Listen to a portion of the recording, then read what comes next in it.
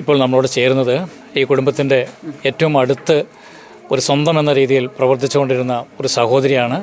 ആ സഹോദരിക്ക് ദുഃഖം താങ്ങാൻ പോലും സാധിക്കാത്ത വിധത്തിൽ ആണ് സഹോദരി ഉള്ളത്. അമ്മിണി എന്നാണ് പേര്. നമുക്ക് സഹോദരിയുടെ വാക്കുകൾ കേൾക്കാം.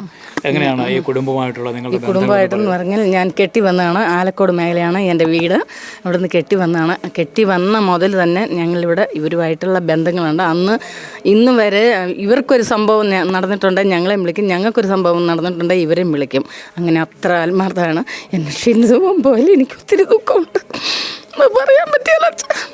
എന്താണെന്ന് ചോദിച്ചാൽ ഇപ്പം കണ്ടാൽ സ്നേഹത്തോടുകൂടി അമ്മണി ചേച്ചി എന്നുള്ള വിളി താങ്ങാൻ മേലാത്തത് തന്നെയാണ്.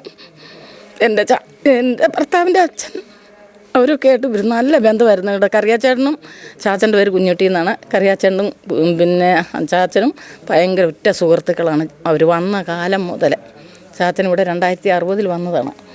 ആ കാലം മുതലുള്ള ആ സുഹൃത്ത് ബന്ധം മക്കളും കെട്ടി വന്ന മക്കളുമായിട്ട് ഇന്നും തരണം ചെയ്തു പോവുകയാണ്. അതിൽ ഞങ്ങൾക്ക് ഒത്തിരി ദുഃഖമുണ്ട്. ഷിൻസച്ചൻ പോയതിൽ ഒത്തിരി ദുഃഖമുണ്ട്. ആര് പോയാലും ദുഃഖമുണ്ട്. എന്നാലും ഷിൻസച്ചൻ ചെറുപ്രായത്തിൽ പോയതല്ലേ, അതൊരു വേർപാട് തന്നെയാണ്. എനിക്ക് പിന്നെ ഒന്നും വാക്കുകൾ പറയാനില്ല.